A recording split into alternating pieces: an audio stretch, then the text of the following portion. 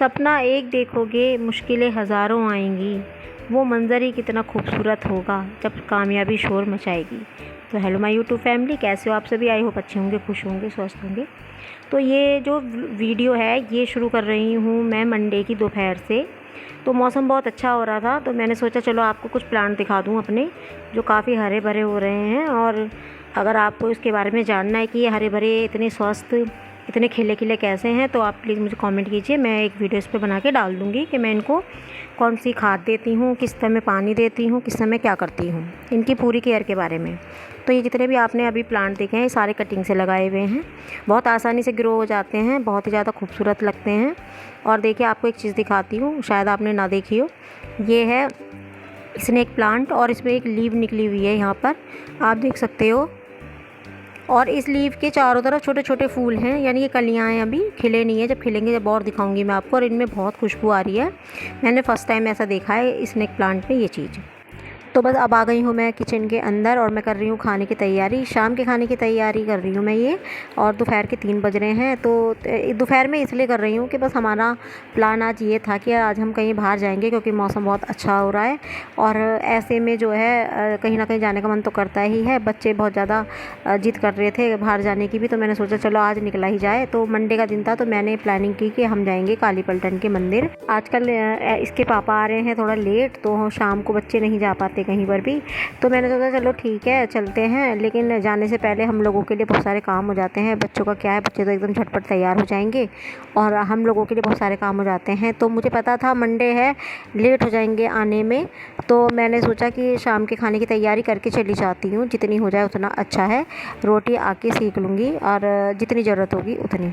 तो यहाँ पर जो है मैंने सोयाबीन रखी हुई थी, तो बस मैंने उसको भिगो दिया था। भिगोने के बाद मैंने कढ़ाई में रिफाइंड डाला, रिफाइंड डालने के बाद सोयाबीन डाल के उसको मैंने फ्राई कर लिया है। और फ्राई करते टाइम डाल दिया था नमक, उससे अच्छे से फ्राई हो जाती हैं। और ऑयल इतना ही डाला था जितनी ज़रूरत थी। तो यहाँ पर ऑयल भी सारा ख़त्म हो गया और देखिए ये मेरी फ्राई हो चुकी है। एक साइड में रख दिए थे चावल उबलने के लिए, क्योंकि आज चावल कुकर में इसलिए नहीं बनाए क्योंकि आज ऐसा ही खाने का मन था, इस वजह से। और यहाँ पर जो है कढ़ाई में मैंने फिर से तेल डाला और ये करेले रखे हुए थे कुछ, तो इसमें से 1-2 ख़राब भी हो गए थे। तो मैंने सोचा इससे पहले ये सारे ख़राब हो, इससे पहले इनको मैं तल के रख देती हूँ। तल के रखने से ये हो जाता है कि आप बना कभी भी लो, तलने से ख़राब नहीं होते जल्दी से। तो एक साइड में मैंने ये चढ़ा दिया है, चावल मेरे बन चुके थे। और यहाँ पर जो है ये मैंने छन्नी निकाली है चावल को पसाने के लिए। पसाना ही बोलते हैं हम, पता नहीं आप लोग क्या बोलते हो, कमेंट करके बताना कि आप क्या बोलते हो। तो मैं जो भी कोई रैक में से बर्तन निकालती हूँ ना, उसे मैं ज़रूर मांज लेती हूँ। और जो कोई मैं वो बर्तन टोकरी में से निकालती हूँ उसे धो लेती हूँ, ये मेरी आदत है। तो ये मैंने यहाँ पर देखिए इसको मांज लिया है और इसके नीचे कटोरी रख ली है, क्योंकि इसकी जो तली है वो ऐसी है कि अगर मैं इसको नीचे रखती ना तो नीचे का पानी चावलों के अंदर ऊपर आता रहता। तो इस वजह से मैंने इस तरीके से इसको रखा है। और ये देखिए यहाँ पर सारे चावल डाल दिए हैं और जितना भी पानी था कटोरी में आ गया है, क्योंकि पानी भी ज़्यादा नहीं था। अब मैं कुछ टाइम इसको इसी तरीके से रखा रहने दूँगी, जिससे सारा पानी इसका सोख हो जाए नीचे। और इधर मैं करेलों को भी चला रही हूँ, ये लगभग तल चुके हैं जितने मुझे तलना था इनको। और ये देखिए सारा पानी सोख हो गया है, इन्हें दूसरे बर्तन में निकाल लूँगी। तो यहाँ पर जो है मसाला पीस लिया था मैंने, प्याज, लहसुन, टमाटर, ये सारा मसाला पीस लिया था मैंने। और यहाँ पर मैंने कढ़ाई में तेल डाला, हींग, जीरा डाला। और यहाँ पर थोड़ा सा ना धुंधला हो रहा है, तो ये वजह ये है कि कैमरा यहाँ पर मेरा 2-3 बार स्टैंड में से निकल के गिर गया, तो उस पर चिकने हाथ लग गए और ये मैंने ध्यान नहीं दिया। जब मैंने ध्यान दिया जब तक ये पूरी वीडियो बन चुकी थी, इसलिए मैं इसको डिलीट भी नहीं कर सकती थी, इसी वजह से। तो यहाँ पर मैंने सारा मसाला डाल दिया है। अब इसमें मैं अपने रोज़ के डेली जो मसाले हम यूज़ करते हैं वो डालूँगी। हल्दी, नमक, मिर्च, धनिया, जो सूखा धनिया होता है वो डब डाल के और अच्छे से इसको जब तक के लिए भूनूँगी जब तक ये ना तेल ना अलग ना हो जाए इसका। और उसमें मैं क्या करती हूँ, मैं चलाती नहीं रहती हूँ, क्योंकि चलाते जब रहते हैं तो देर में ही पकता है। मैं इसको इस तरीके से छोड़ दूँगी मीडियम आंच करके, और ये अपना आप ही पकता रहेगा। देखिए ये यहाँ पर देखिए पक चुका है और तेल अलग हो चुका है। अब मैं इसको 5 मिनट और पकाऊंगी। इसके बाद इसके अंदर डाल दूँगी मैं पानी। जब पानी उबलने लगेगा तो उसके 5 मिनट तक और पकाएंगे हम, और गैस कर देंगे बंद। उसके बाद हम जितनी भी हमने बरियाँ फ्राई की थी वो सारी डाल देंगे इसके अंदर और उसे ढक के रख देंगे। क्योंकि अगर हम पकते टाइम ना बरियाँ डाल देते हैं और उसे खूब पका देते हैं तो बरी पानी सारा पी जाती हैं और फूल के बहुत मोटी मोटी हो जाती हैं। तो उसमें जो रेशा होता है ना, ये आपका जितना भी आपने बनाया होता है सारा ख़त्म हो जाता है। इस वजह से मैं इस तरीके से ही बनाती हूँ। भाई यहाँ पर जो है सब्ज़ी में मैं डाल दूँगी हरा धनिया और यहाँ ढक के रख दूँगी। सब्ज़ी जब बन जाएगी सारा काम निपटा के बस तैयार होके हमें निकलना रह जाएगा। तो अब मैं मान लूँगी बर्तन। मैं बर्तन वगैरह धोए हैं और उसके बाद हम निकल गए। तो हमें घर से बाहर आते ही जैसे हमेशा रिक्शा मिल जाता है, आज नहीं मिला तो हम चल रहे हैं पैदल और काफ़ी लंबा पैदल चलना पड़ गया हमें, तो कुछ लेट यहीं हो गए। हम निकले थे शाम को 5:30 पौने 6 बजे के करीब। आप देख सकते हो सूरज भी निकला हुआ है अभी, और यहाँ पर एक भी रिक्शा वाला नहीं था इस समय भी, और हम बहुत दूर तक पैदल चले गए पेट्रोल पंप तक। अब देखते हैं वहाँ पर कितनी देर में मिलेगा हमें रिक्शा। तो ई रिक्शा हमें काफ़ी देर बाद मिला और करीब 6 बज चुके थे, यहाँ पर 6 सवा 6 का टाइम हो चुका था और बस ई रिक्शा मिला और हम चल दिए। तो ई रिक्शे वाले जो भैया थे ना, वो भी हमें दूसरे रास्ते से ले गए, लंबे रास्ते से। तो जो मंदिर खुलने का टाइम है वो सुबह से लेके और दोपहर में खुलता है 12-1 बजे तक, और उसके बाद बंद हो जाता है, फिर खुलता है शाम को 4 बजे के बाद। आज मंडे था, भीड़ भी काफ़ी थी, अभी इतनी नहीं थी और धीरे धीरे बहुत ज़्यादा हो जाएगी। तो यहीं पर बाहर ये ठेले वाले खड़े होते हैं, प्रसाद जो बेचते हैं, बहुत सारे ठेले वाले खड़े होते हैं। आप कहीं से भी प्रसाद दे लीजिए और सबका रेट एक ही होता है, मतलब आपके ऊपर है ना आप कितने का प्रसाद देते हो। तो बस वही है, यहाँ पर हमने एक टोकरी में प्रसाद ले लिया है और हम चल दिए हैं मंदिर की तरफ। तो जैसे सबकी अलग अलग खुशी होती है, मतलब खुश होने का मूड होता है कि कोई अगर टेंस है तो गाना सुन के खुश हो रहा है, शॉपिंग करके खुश हो रहा है, या कहीं घूमने में खुश हो रहा है। अगर मैं कभी दिक्कत में होती हूँ, मतलब टेंस होती हूँ, सैड होती हूँ, तो मैं सीधा मंदिर ही आना पसंद करती हूँ। मुझे मंदिर के अलावा कोई और रास्ता नहीं दिखता, कोई और घर नहीं दिखता। और जब मैं मंदिर आ जाती हूँ तो यहीं पर मुझे मिलता है सुकून। मुझे ऐसा लगता है कि जैसे मैं अपने माता पिता के पास आ गई हूँ और उनसे अपने मन की सारी बात कह सकती हूँ, अपना सुख दुख शेयर कर सकती हूँ। और सही बात है कि हम भगवान जी से सारी बातें कर सकते हैं और वो हमारी बातें सुनते भी हैं और उसका हल भी निकालते हैं। बस ये आपके ऊपर है कि आप उन पर कितना विश्वास करते हैं, आपकी कितनी आस्था है, आपका कितना यकीन है। तो बस यहाँ पर जो है चप्पलें एक तरफ रख दी हैं, वहाँ से टोकन ले लिया और बराबर में ही ये शॉप है और यहाँ सारा प्रसाद मिल जाता है। तो यहाँ से मैंने एक दूध की ये बॉटल ली है। वैसे तो मैं सारा प्रसाद ना अंदर से ही लेती हूँ, लेकिन अब की बार मैंने पहली बार बाहर से ले लिया। तो ये लिया है बेलपत्र, धतूरा, और ये छोटे पैकेटों में 2 पैकेटों में वो हैं मीठा, मतलब माला, दूध, और जो है धूपबत्ती दी है, माचिस दी है, मिश्री दी है, इस पर गोला गोला पड़ा हुआ है। तो जी अब हम अंदर जाएंगे और ये यहाँ से चले जाते हैं अंदर। बस सबसे पहले यहाँ पर हमने भगवान जी को यहीं से नमस्कार किया, हाथ जोड़े और अंदर चले गए। साइड की तरफ में रखे रहते हैं लोटे बहुत सारे, वहीं से सब लोग लोटे लेते रहते हैं। देखिए आज कम है यहाँ पर लोटे, ये पूरा ही भरा रहता है और आधे से ज़्यादा तो मंदिर के अंदर होंगे, कई जगह ये रखे रहते हैं।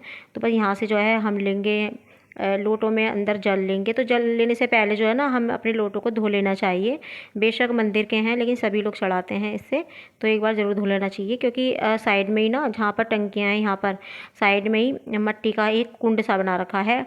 उस मतलब कुंड के अंदर ना मट्टी रहती है बहुत सारी, वहीं से मट्टी निकालो और मांज लो धो के और इसमें जल भर लो। तो हमने बस जल्दी से ये कर लिया, सबके जल भर के मैंने दे दिए हैं, आप देख सकते हो। और यहाँ से जो है जल भर के बच्चे यहीं खड़े रहे और आप देख लीजिए ये कुछ इस तरीके से है काली पलटन का मंदिर, औगढ़नाथ का मंदिर।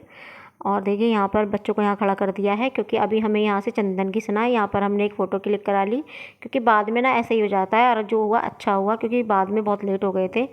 तो जहाँ लोटे रखे हुए थे वहीं पर ये चंदन घिसने के लिए रख रखे हैं, और यहाँ पर जो है मैं चंदन घिस रही हूँ और एक हाथ से मैं वीडियो भी बना रही हूँ। और यहाँ से चंदन मैंने इतना घिस लिया था यहाँ पर कि मैंने अब हमने 4 लोटे लिए थे जल के, 4 जने थे हम, तो चारों जनों के लोटों में मैंने चंदन घिस के डाल दिया।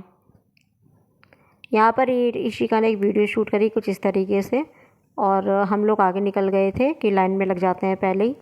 और देखिए आप कितनी भीड़ हो रही है यहाँ पर। और यहाँ पर क्या हुआ, यहाँ पर जब हम आए लाइन में लगने के लिए तो हमें पता चला कि अभी मंदिर के जो मेन द्वार हैं वो बंद हैं। हमें लगा कि श्रृंगार हो रहा होगा, लेकिन बाद में पता चला कि अभी काफ़ी टाइम लगने वाला है। आरती की तैयारी चल रही थी, फिर भी हम लाइन में इसलिए खड़े हो गए क्योंकि लाइन बहुत लंबी होने वाली थी। और जब हम यहाँ खड़े थे, जब आरती शुरू हुई, जबकि क्लिप नहीं बना पाई मैं, अंदर से हम पूजा करके प्रसाद चढ़ा के बाहर आए, हमने आरती ली, बच्चों को भी आरती दिला दी। और यहाँ पर जो है जो धूपबत्ती थी वो मैं यहाँ जला रही हूँ। अलग से ये बना हुआ है छोटा सा, मतलब लोहे का कुंड सा बना रखा है यहाँ पर, यहीं पर दिया बत्ती आप कर सकते हो। इधर उधर दिया बत्ती रखना मना है मंदिर के अंदर। तो अंदर दिया बत्ती दिखाई और ये नंदी महाराज हैं, ये मंदिर के बिल्कुल सामने ही है। और यहाँ पर मैंने एक छोटी सी क्लिपिंग बनाई। यहाँ पर देखिए मैं धूप बत्ती दिखा रही हूँ भगवान जी को, तो थोड़ा सा सुकून भी मिलता है अगर हमें ऐसा कुछ करने को मिल जाता है। यहाँ पर अंदर नहीं जाने दे रहे थे, इतनी ज़्यादा भीड़ हो चुकी थी कि हद से ही ज़्यादा, क्योंकि सोमवार का दिन था, सोमवार को ज़्यादा भीड़ रहती है। यहाँ से पूजा करने के बाद जब हम आगे गए तो हमने देखा कि लाइन जो है बाहर मेन गेट तक लग चुकी थी। डेली भी भीड़ रहती है मगर इतनी नहीं रहती। और सही बताऊँ तो इस मंदिर में आके ऐसा लगता है कि जैसे आपने साक्षात भोलेनाथ के दर्शन कर लिए हो। आप भी दर्शन कर लीजिए जैसे भी दिख रहे हैं यहाँ से। और जो है यहाँ पर नंदी महाराज को जो प्रसाद बचा हुआ था, जैसे फूल और बेलपत्र, वो नंदी महाराज को चढ़ाया। और उसके बाद देखिए आप रात होने लगी है और सारी लाइटें जल चुकी हैं। हम कितने टाइम से आ गए थे, फिर भी देखिए कितना अंधेरा हो गया, कितना टाइम हमें यहाँ लग गया। और इस तरीके से है मंदिर का कितना सुंदर सीन यहाँ का। बस इसके बाद जाएंगे हम यहाँ कृष्णा के मंदिर में। राधे कृष्णा का ये मंदिर है और यहाँ पर जो है चल रहा था गाना है ना, राधे राधे राधे, ये चल रहा था, बहुत अच्छा लग रहा था सुनने में। और जो है मैंने सोचा कि शायद यहाँ भी आरती चल रही है तो यहाँ पर भी बहुत लेट होने वाले हैं, लेकिन यहाँ आरती नहीं चल रही थी। और आप देख सकते हो मेरे राधा रानी की जोड़ी कितनी सुंदर लग रही है, कितनी प्यारी मूर्ति है यहाँ पर, ये कितना सुंदर मंदिर है। उसके बाद हमने परिक्रमा करी मंदिर की। और ये देखिए मेरे लड्डू गोपाल जी का बिस्तर, उनका ये छोटे छोटे से भवन बना रखे हैं, चांदी के हैं ये। फिर हम आ गए आगे माता रानी के मंदिर में। माता रानी का मंदिर बंद था, यानी कि उनके पर्दे ढक चुके थे। और ये है हनुमान जी की यहाँ पर छोटी सी मूर्ति रखी हुई है पीपल के पेड़ के नीचे। और यहाँ पर हमने दर्शन किए और आप देख सकते हो फिर से कि कितनी रात हो गई। अब प्रॉपर रात हो चुकी है, मुझे लग रहा है यहाँ पर 8:30 का टाइम हो चुका था हमको। और अब हम जा रहे हैं वापस। और वापसी जाते टाइम बच्चों को लग रही थी बहुत तेज़ भूख, तो प्लानिंग ये थी कि बाहर जाके मतलब कुछ खाते हैं। तो यहीं पर आबूलैंड पर फ्लेवर है, हम वहाँ पर आ गए। और यहाँ पर मैं ऑर्डर दे रही हूँ। हमने 4 प्लेट मंगाए छोले भटूरे और फुल प्लेट मंगाई चाउमीन की। आज जो है हमने एक पार्टी कर ली छोटी सी, घूम भी आए और अब यहाँ खाएंगे खाना। तो खाना आ चुका था हमारा, देखिए छोले भटूरे की प्लेटें आई हैं। फ़िलहाल भैया 3 ही प्लेट लाए हैं और बाद में ले आएंगे। और बस यहाँ से हमने जल्दी से खाना वगैरह खाया। यहाँ पर रश बहुत होता है, बिल्कुल भी सीट नहीं मिल रही थी। थोड़ी बहुत देर हमें यहाँ पर भी लग गई, क्योंकि यहाँ पर हर चीज़ खाने में टेस्टी मिलती है और सही पैसों में मिलती है। और रेस्टोरेंट जो है वो है आबूलैंड पे फ्लेवर, फ्लेवर नाम से रेस्टोरेंट है। आप कभी आइएगा अगर आप सदर बाज़ार में आते हैं या आबूलैंड पे आते हैं तो बस यहाँ के बाद जो है हम पहुँच गए हैं मैंगो शेक पीने के लिए। यहाँ ये बेगम पुल पे है मैंगो शेक की दुकान, डेरावाल वाले के नाम से। यहीं का मैंगो शेक हम लोग पीना पसंद करते हैं हमेशा ही। तो यहाँ पर आके मैंने 3 गिलास बनवाए हैं और उसे ही हमने हाफ़ हाफ़ कर लिया। और बस मैं बच्चों से ये कह रही थी कि टाइम ज़्यादा हो रहा है, क्योंकि यहाँ पर बज चुके थे हमें 9:30।